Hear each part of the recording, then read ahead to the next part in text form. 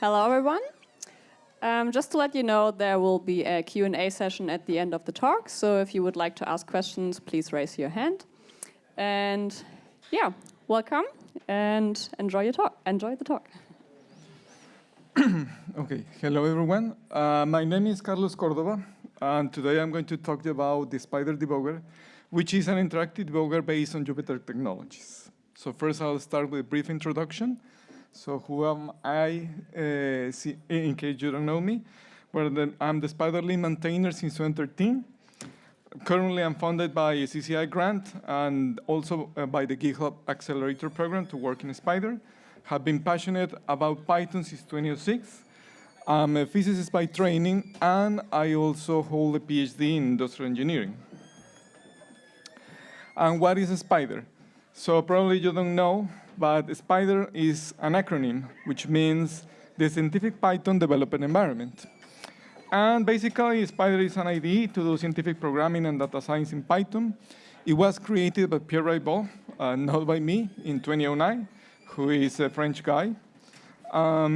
It is developed for scientists and engineers, so that's our main population, or main target population, and it integrates with the most important libraries in the PyData ecosystem, such as Matplotlib, Pandas, NumPy, SciPy, SymPy, and Cython. And in case you haven't seen Spyder before, this is how it looks. So this is the dark theme. On the left, you can see the outline pane, which allows you to navigate quickly navigate or jump to the functions, classes, and methods that you have defined in the current file in the editor, which is the pane in the center. And on the top right, you can find one of perhaps the most interesting things for users about the Spyder, which is the variable explorer, which allows you to view and edit the variables that haven't been generated after execution. And on the bottom right, you can see the plots pane, which collects all the Matplotlib plots that have been generated also after execution. Okay, so before I start talking about the Spyder debugger, I would like to tell you a little bit more about the Spyder community. So currently, we think we have around 500,000 users. We also have roughly 300,000 downloads per month, which includes all the main distribution channels, such as Anaconda, PyPI, and also our own installers. We receive around 200 issues per month, which makes us one of the projects that receives more feedback from the community, we are close to Pandas, for example, a number of GitHub issues. And just to measure things, for example, a big project like VS Code receives more than 500 issues per month. So for a small project like Spyder, I think it is very good, and we think that the community is also very interested in a project like Spyder. Another interesting data is that Spyder is used by 5% of all Python developers, well, including data scientists, of course, but also web developers. This is a number from the last PyCharm survey, which was done last year. And finally, Spyder is available in all operating systems, which means that it is a desktop application, contrary to most of the Jupyter applications. However, we use the Jupyter architecture to run code. That's probably something that you don't know, but behind the scenes, we use kernels, and we use the same protocol that Jupyter uses also to run code. And although I am perhaps the public face of the project, I am not working in Spyder alone. Unfortunately, that has been the case for several years. This is the Spyder core developer team. One interesting point about it is that half of it is from Colombia in South America, including me, and the rest is composed of people from several other places in the world. Okay, so now let's start talking about debuggers. So I think there are two views about debuggers. So there is the traditional view, or I call it that, in which debugging is basically done to find bugs. But the problem is that that kind of view sort of conveys the idea that programming and debugging are different kinds of activities. And that also means that debugging should require and must require a separate UA to work. And what that means in IDEs, well, that basically they need areas to display new areas, different areas from coding to display breakpoints and the stack frame, the current stack frame, and also new buttons to control the debugger or to control the execution flow of the debugger. There is nothing wrong with that. That's fine. The thing is how that integrates with your IDE, with the UI and UX experience that users have from the IDE, and especially that we should expect that that debuggers should be adapted to the kind of things that we do as scientists with the debugger. And about that, let me share you a couple of examples. Not to say anything wrong about it, but this is, for example, a screenshot of the PyCharm Debugger. And you can see on the top that there are the controls to execute your code. But the controls to execute the debugger are in a different area. And there are a lot of buttons. That's the first thing. The second thing is that you can see that there appear in the IDE UI, 2 different panes to work with the debugger or to see the information that perhaps you would like to gather from the debugging session. Like, for example, the frames or the stack frame on the left and the variable generated during execution on the right. So the problem with this interface, I think, is that it's kind of complex, it's difficult to navigate, and yeah, sometimes it's not, it feels different. It feels alien from what you normally do when you execute code. So it's like something completely different, and perhaps many people don't feel comfortable using it. And we also have, and this is another example that probably you have seen, the JupyterLab debugger, which I think is much nicer because you only have one switch to start the debugger, which is fine, and then an area on the right with the call stacks, the variables, the breakpoints, etc. That's also interesting, and fortunately simpler, at least UI, UX-wise, than the PyCharm debugger. But unfortunately, the problem is that it feels like it was created in a different space when you run, that the one that you use to run code. So the main area to run code is the notebook, right, in Jupyter and JupyterLab. But this is like a new set of controls and a new set of information that you need to understand how to use. And it is clearly separated from the notebook. OK, so now I would like to tell you a different take on debuggers than this traditional view. And for that, I'm going to quote some sentences from John Carmack. From those of you who haven't heard about him, he is considered to be one of the best programmers in the world. He created Doom and Quake back in the day. Yeah, he is very famous in software developer circles. And these are quotes from a podcast that he did with Lex Friedman last year.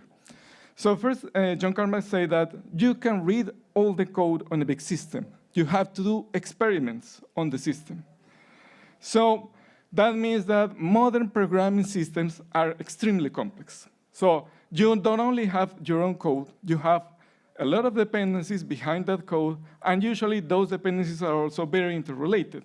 So that means that in order to understand the code, it's not enough to simply read the code. Now you have to do experiments on the code. And what is the tool that you use to do that? Well, the debugger. So that's what John Carmack said. A debugger is how you get a view into the system. And one last thing that I found very interesting in this podcast is that he says that one of the user interface fundamental principles is that when something is complicated to do, you won't use it very often. And I think that's what happens usually with debuggers. So since as scientists we don't feel comfortable using a debugger, then we resort to use print statements, right? So we put a print statement here, another there, And we try to understand what's happening with the code behind the scenes. And I don't have any problem with print statements. They are fine. But the problem is that as developers, or as scientific developers, we are reduced to explore only a string representation of the objects. We don't have the ability to understand, to work with those objects live. So, for example, if we want to understand what's happening with a complex data frame operation, we have to print, for example, the head of the operation afterwards or something like that and see what's happening. But wouldn't it be great if we could work with the objects live? So that's something different, and that's something that we managed to do in Spyder. So what we would like to see in a debugger done for scientific programmers or created for scientific programmers. So the first thing is that it should have a simple interface. The simpler, the better. So if you don't have to think when to switch from programming to debugging, then debugging will become for you a second nature. So you simply enter the debugger when you want to explore the code, and you run the code. You run your code when you have to finish, when you want to see the final result, and that's it. And another interesting thing is you should be able to run arbitrary code in the current frame. That's what will allow you to run the kind of experiments that John Carmack was saying. And a plus for scientific programmers is that we should be able to generate plots in the current frame. So not just even print statements and not exploring objects, but also generate mappable plots to better understand what's happening. And the final thing, if possible, is to run IPython magics. So imagine that you could stop in a frame and then use the timing magic to quickly explore different optimization solutions for a problem. So that will also be great. OK, so now I'm going to show you that those kind of goals is that we have attained or achieved with the Spyder debugger. And ours is an interactive debugger. And basically, on the technical side, I haven't done barely anything. This work is from Quentin Peter, who is a voluntary contributor, has been working with us for several years now, I think 5 years. And he basically restructured all things behind the scenes using the Jupyter architecture. For example, the COMS architecture is used for IPyWidgets. We reuse that to create our own debugger. And he's really the one that you should contact in case you would like to know you would like to know better the technical aspects of our debugger. But I'm going to do quickly a quick demo about how to write code on the debugger, how to invoke PDB commands on the debugger, how to browse history, and how to work with other Spyder panes. OK. So this is the Spyder interface. In the screenshot I showed you was with the dark theme, but that's not good for presentation. So this is our light theme. And here on the left, I have a simple file. Sorry, forgot to mention that this demo is about simply to throwing a pair of dice, understand what's happening with the distribution of numbers. So it's a very simple problem. Try to understand why the code doesn't work in that case. So this is the code. I'm going to run it. And then I can see a plot here. And then you can see that the blue values are the simulated values, and the orange, the blue bars are the simulated values that were obtained from our code, and the expected ones are the orange ones. And you can see that there is clearly an error because we are not getting the end values of the distribution.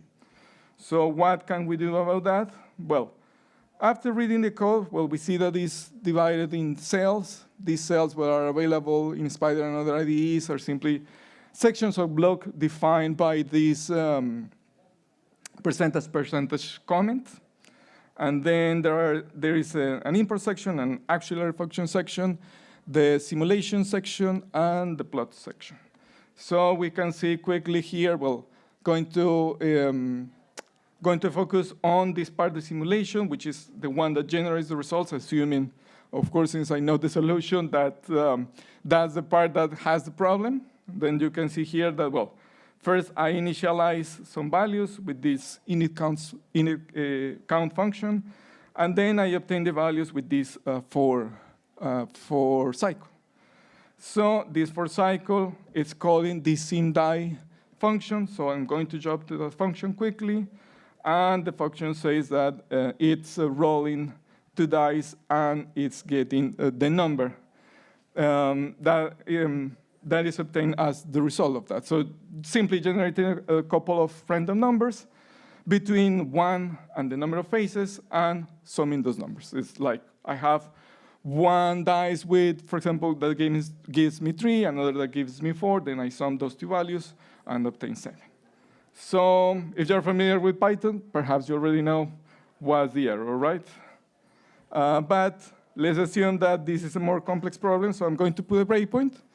Simply you can put breakpoints in Spyder by hovering over the right. And then I'm going to start the debugger.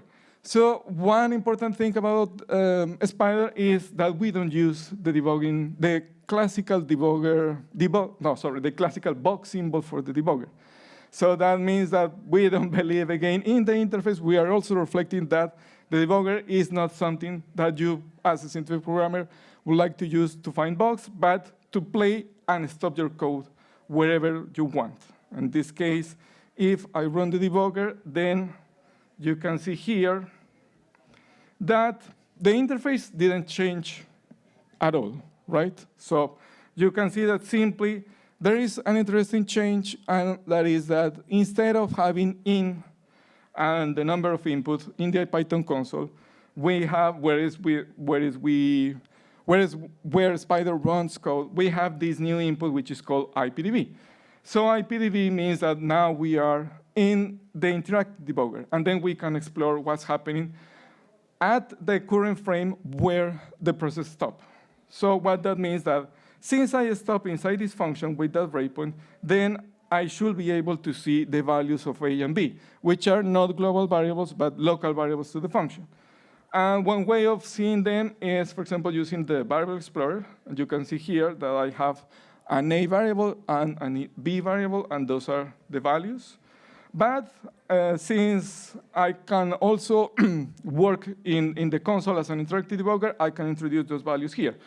So I introduce there the A, and then I get as a response 3.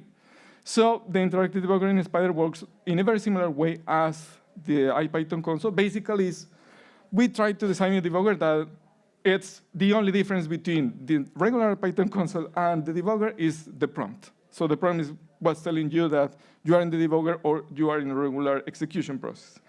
But there is also a warning, and the warning says that the exclamation mark option is enabled. Please use the exclamation mark as a prefix to PDB commands. So for professional developers that have used the PDB debugger before, then they probably know that a PDB has a series of commands, but to avoid confusion between those commands and regular variables, then we introduce this exclamation mark, and you can see here that I can introduce the exclamation mark, and the variable now changes color, so which means that it's a PDB command.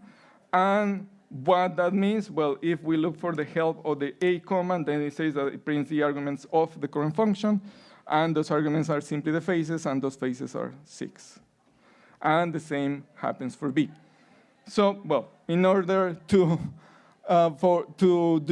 finish my talk, then I'm going to say that, well, one other thing is that, well, I can run, for example, I can generate quickly an histogram instead of, let's say, what's happening here with this runRange function, assuming that I don't know what's happening. So I'm going to regenerate quickly for X in range 100. No, sorry. I have to generate this first.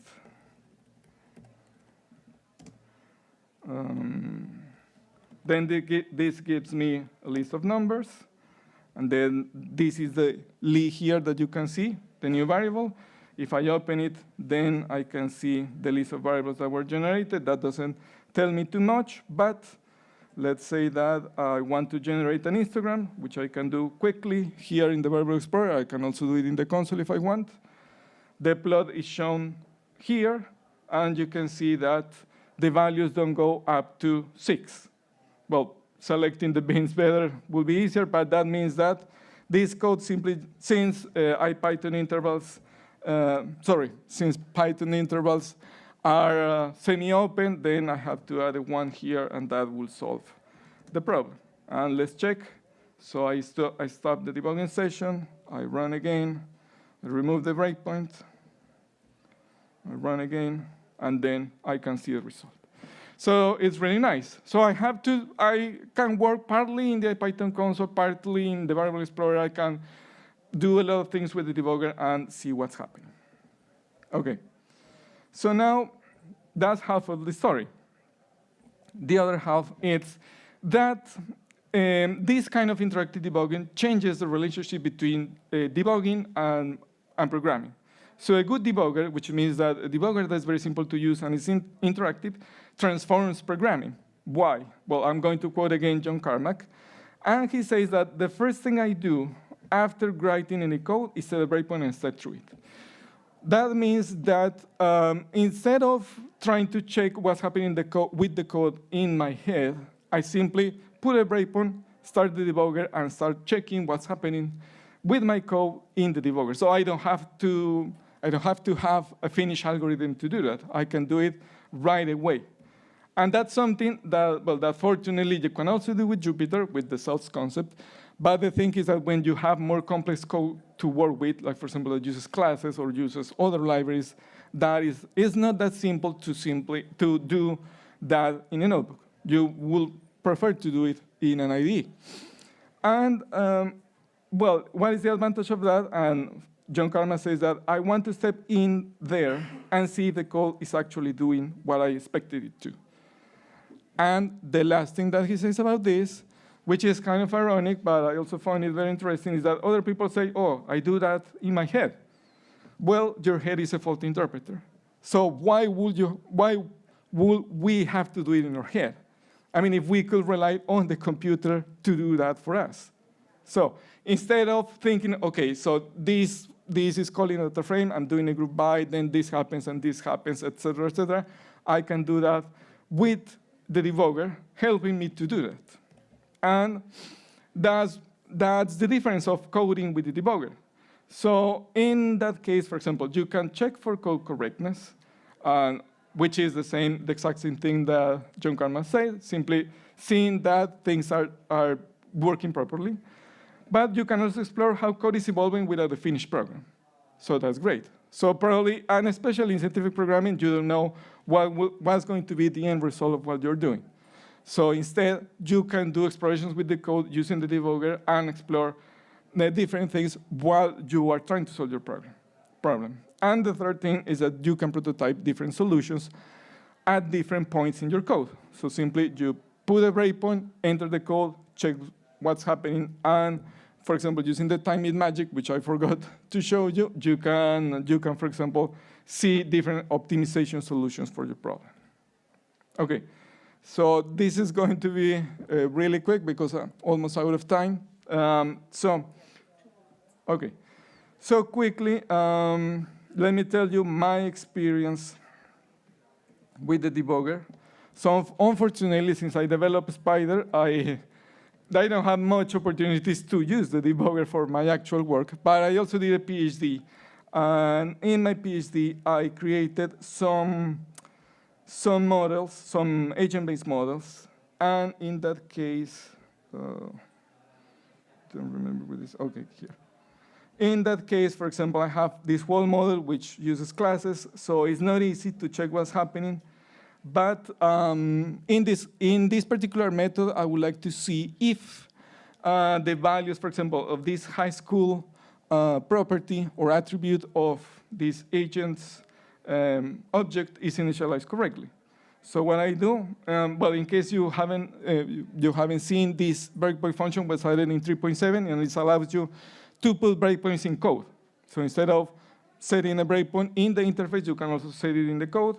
I can run the code in that case, and then can see here that I am in the debugger. But the nice thing about that is that, for example, I can do something like this. So you can see here that these agents are a list of self-scheduled agents. Well, for simplicity, let's say that that's one I want here. And then I can print the attribute and see what's happening. And perhaps there is an error, because these are students that come from private and public schools, and all of those are private. And then I can keep exploring some things, other things, like, for example, recreating the list of the students with this command. And you can see there that I have code completion, and I'm doing code completion over the self object. So I'm exploring how the class that I define is working. And, well, I'm going to get an error, but I don't have more time to go deeper into this. But the idea is that it's also very interesting to be able to do these kind of things with the debugger. OK. And to finish, what are the main conclusions of this talk, or the takeaways? The first is that you shouldn't fear or dread debugging. Why? Well, because a debugger can be a great companion with coding. I can assure you that, for example, I built that model in 1 month. And because my advisor pressured me to do it in that short amount of time, but without the debugger, it would have been almost impossible for me to do it. So at every step of the way, I explored what was happening in my code, I fixed things, and then I moved to the next step and to the next step after being sure that the previous step was working correctly. And that means that it improves iterative and interactive programming if you're developing new code, and it helps you to do experiments with the code in case you're exploring or trying to understand the code of others. And that's it. Thank you very much.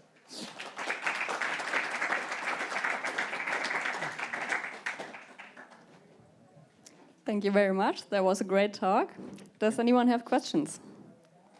Hi, can you hear me? Yeah. So my talk is that I think you mentioned a little bit of like optimizations, and isn't the roadmap for Spyder to include like a profiler along with the debugger? Yes. That will be for another. Sorry, the question is that if there is adding a profiler in the roadmap of Spyder. So we actually have a profiler. It has some problems right now, but in Spyder 6, it's going to be connected to the Python console. So you will be able to do similar things to the ones that I showed you. Like, for example, it will work in each console and in each environment, because you can connect the console with different conda environments. And you will also be able to profile not only an entire file, but also a cell and a selection. Any other questions? So one of the things I remember most when I was using C++ way back in the day was Visual Studio had this, when you were debugging, edit and continue functionality, which was very good, because you're going and you see like, oh, I see what's wrong. So instead of having to stop the code, restart it, and maybe do some heavy compute because you haven't been bothered to comment it out and reuse it or whatever, you have to restart your process.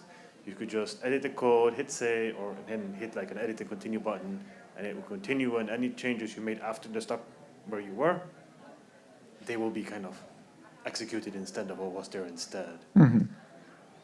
It seems like that should be possible with Python as well, just because of how fungible it is and how do you think that's something that could be possible, and or how hard it would be, or something like that? OK, so the question is if it's possible to stop at a certain frame in the debugger and then change the code, restart, keep using the new code, or start using the new code, and then keep in the debugger or stay in the debugger. Yeah, I think that's the question, right? So yeah, I think it should be possible too, but especially using the auto-reload magic in IPython. But the problem is that, I don't know if you saw the talk yesterday about the work that Meta has been doing about that. So the current auto-reload doesn't work very well. It has many edge cases. And Meta fixed that most of those cases internally, and is working way better, and it increased developer productivity according to what they say a lot. But in this case, well, hopefully they release their work as open source, because currently it's just closed source. And then we could all benefit of that. So right now we use the auto-reload magic automatically. We load it in the IPython console in Spyder, but yeah, the problem is that it doesn't work very well. Hopefully that could be improved in the future thanks to that. I'm not so sure. I will have to check. Okay, unfortunately, our time is up. So if there are any more questions, you can ask your questions in a personal conversation with the speaker. Thank you, everyone, for attending, and enjoy the conference. Thank you. Thanks a lot.